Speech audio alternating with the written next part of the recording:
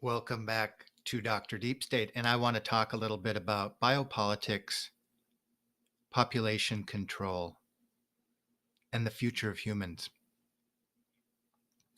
And my goal will be to get right to the heart of everything. The purpose of humans on the planet,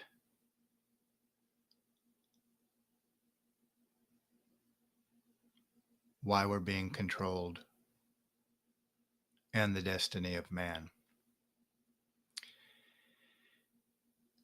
Let's argue that the United States is the most powerful country in the world, maybe the most powerful country that has ever been.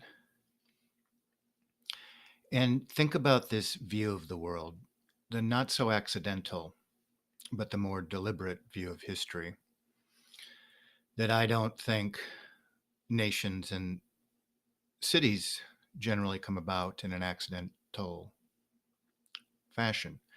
And, get out a globe or a map and look at major cities on the face of the earth, and a population of any size will be there for geostrategic reasons. So it wasn't accidental. Um, on the face of the earth today, one of the more powerful cities, of course, there's the Vatican and City of London, Jerusalem, New York City. But in Washington, D.C., one of the three city empires, is the capital of this powerful country.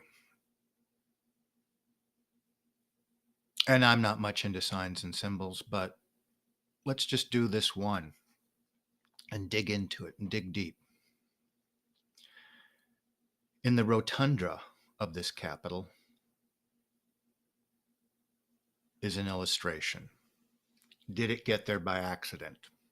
Did it have a purpose?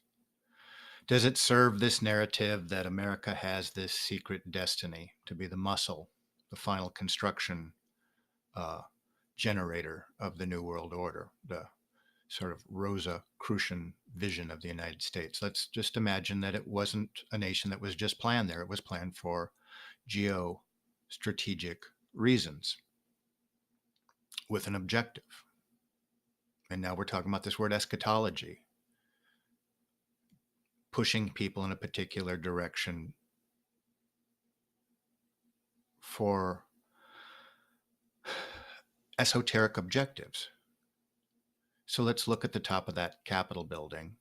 And the theme that we see there, the word that comes in reference to it is apotheosis. And if you're not reared in the occult, if you're not reared in the esoteric traditions, you're kind of familiar with it, but you've never really had to get your head around it. And if you've been introduced to this word before, you hear it. Okay, the definition, an individual, or in this illustration here, a collective, has been raised to godlike status. And I guess we kind of fall back because it's in this classical style of architecture that somehow our project is connected vaguely with something from the ancient world. And the ancients had wonderful theater and architecture, and it just seems highbrow. But let's take seriously that this was a nation uh, with a destiny. And the destiny had to do with, they're putting it in the most powerful country, most powerful, significant rotunda. What are we about? Apotheosis. So obviously, this is an occulted thing because most of us don't know what apotheosis is.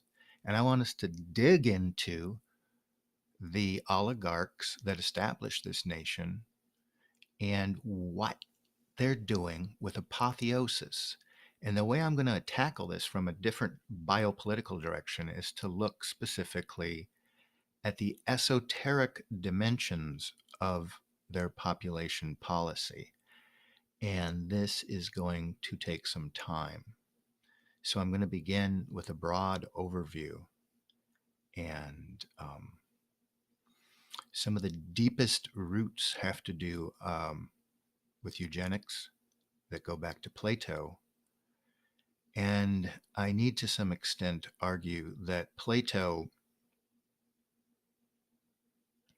was working through a hermetic slash Kabbalistic, and I believe there's enough information to think that um,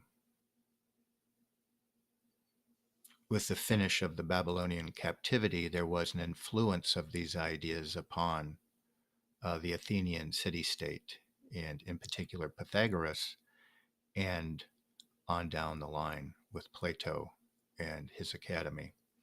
So when we see Plato's foundational ideas that have over time been used as a literal blueprint, certainly with the eugenics movement and Fabian uh, socialist and right wing sides of that, we see a real commitment to the ideals of Plato and population control. And we have to look at the esoteric, Kabbalistic, hermetic context of that. Um, and we're going to look at how that developed into crypto eugenics and now serves both the biopolitical technologies of the destiny of man, um, as well as all the research done on artificial intelligence. So, to the very end, from the very beginning, um, we're going to look into man, his place on the planet, how he's being controlled, and whether we want to take a position of compliance or resistance to the direction that America is being controlled, directed. And when I speak of a myth of freedom, if we take the path of resistance, we find true liberation, I believe. So stay with me throughout this series. Biopolitics, population control, and the destiny of man.